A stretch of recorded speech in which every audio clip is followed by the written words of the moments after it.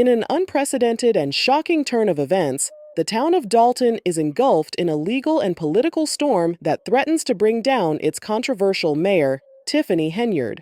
The recent indictment of L.S. Lacey, Henyard's longtime ally and the chief of police in Dalton, has sent shockwaves through the community, raising serious questions about the integrity of Henyard's administration and the extent of the corruption that may be at play. L.S. Lacey, a seasoned law enforcement officer, has been a key figure in Dalton's political landscape for years. His recent indictment on federal charges marks a significant escalation in the scrutiny facing Henyard's administration.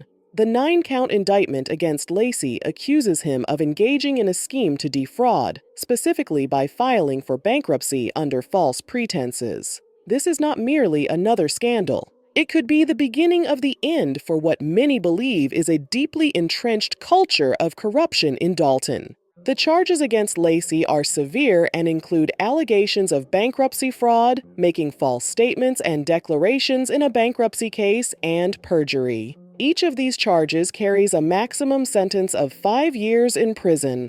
At 61 years old, Lacey could potentially spend the rest of his life behind bars if convicted. The gravity of these charges cannot be overstated, and the implications for Dalton's leadership are profound. Lacey appeared in court recently to face these charges. Dressed in a blue suit, he stood before U.S. Magistrate Judge Beth Jantz as his attorney. Gal Petty entered a plea of not guilty on his behalf.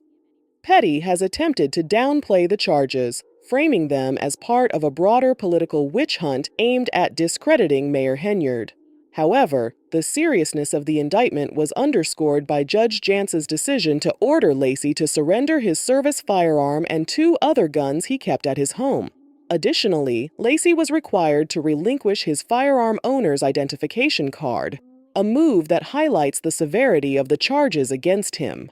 While the charges against Lacey do not directly relate to his duties as Dalton's chief of police, they add another layer to the ongoing federal investigation into alleged corruption within Henyard's administration. This development follows a series of federal subpoenas issued earlier this year, which have further intensified the scrutiny on the mayor and her inner circle.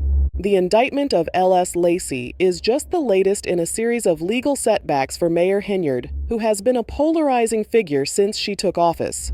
The allegations against Lacey paint a troubling picture of financial mismanagement and deceit. According to the indictment, Lacey lied under oath as part of a scheme to hide assets and income from creditors, thereby avoiding a payment of more than $40,000 in a lawsuit settlement.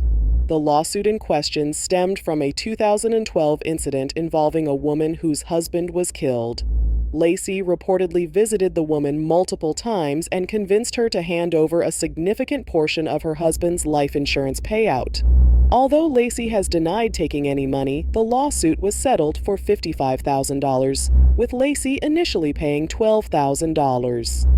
The fraud charges allege that Lacey subsequently filed for bankruptcy twice to avoid paying the remaining $43,000, while underreporting his income and concealing bank accounts in the process. These accusations suggest a pattern of unethical behavior that may extend beyond Lacey himself and implicate others within Henyard's administration.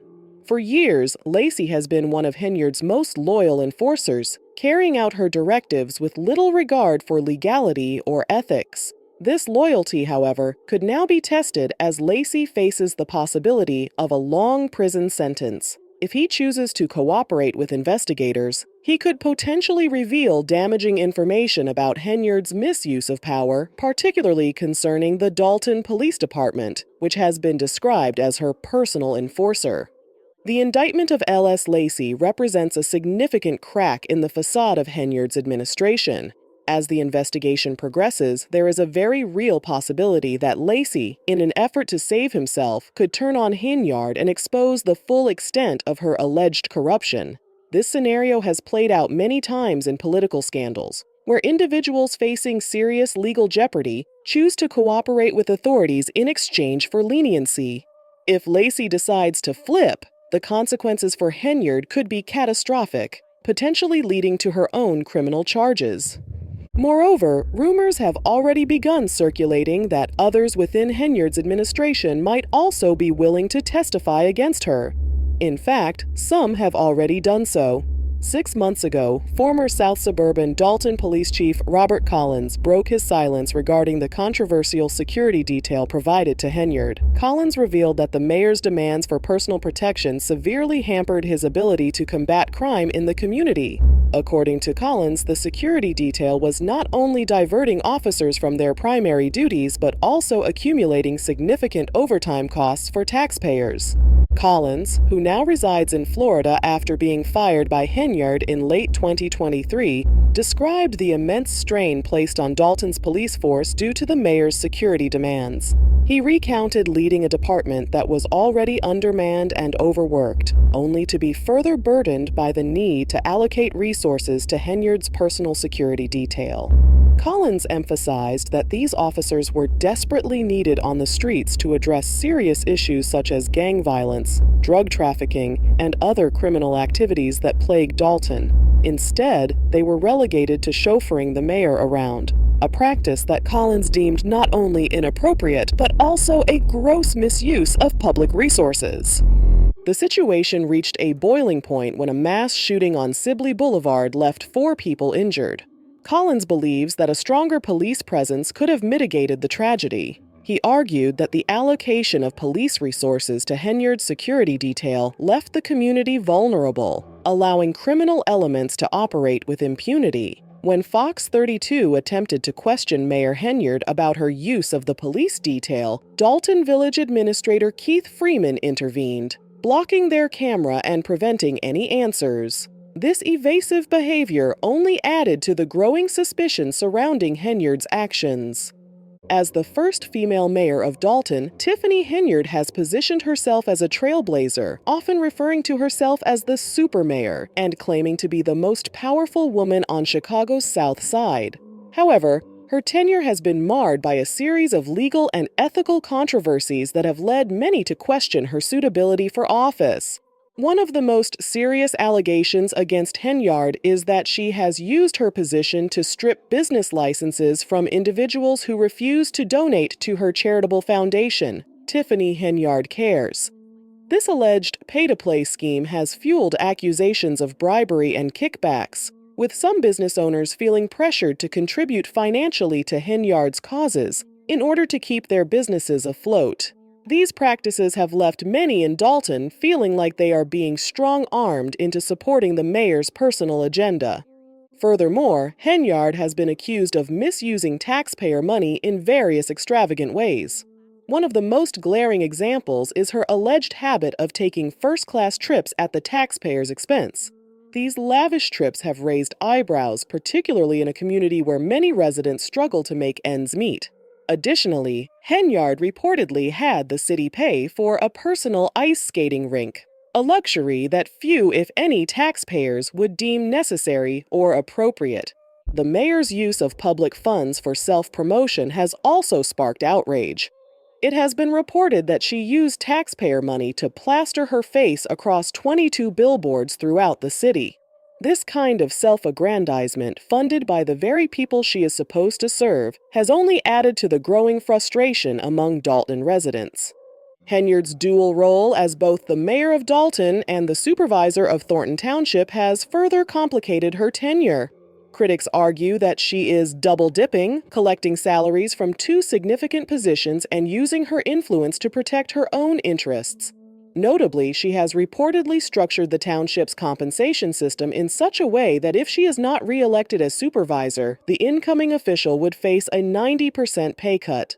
This maneuver has raised serious ethical questions, leading many to wonder if Henyard is more focused on securing her financial future than on serving her community.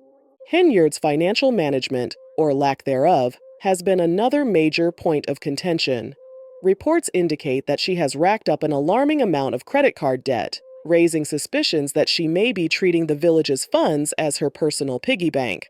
The lack of transparency surrounding her spending has only deepened these concerns, with residents demanding answers about where their tax dollars are going. Recently, former Chicago Mayor Lori Lightfoot, hired by Dalton trustees as a special investigator, released a bombshell report that exposed the dire financial state of the village under Henyard's leadership. According to the report, Dalton's general fund went from a balance of $561 million in April 2022 to a deficit of $3.65 million by May 2023. This represents a staggering $9.26 million decrease in just 1 year. The report also highlighted that the village's spending had skyrocketed from $13.25 million in 2022 to $21.48 million in 2023. Alarmingly, these figures do not include the approximately $12 million of federal COVID-19 relief funds that the village received, raising questions about where that money went. The report also revealed that the village had accumulated a serious debt of $11.3 million owed to the state police pension fund.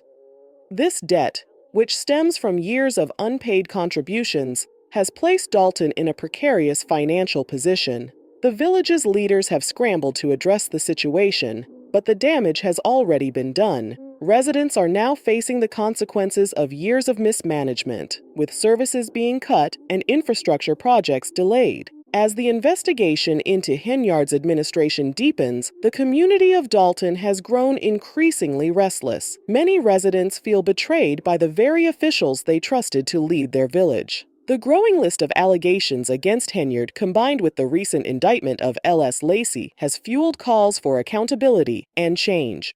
Community leaders and activists have begun organizing protests and demanding that Henyard step down.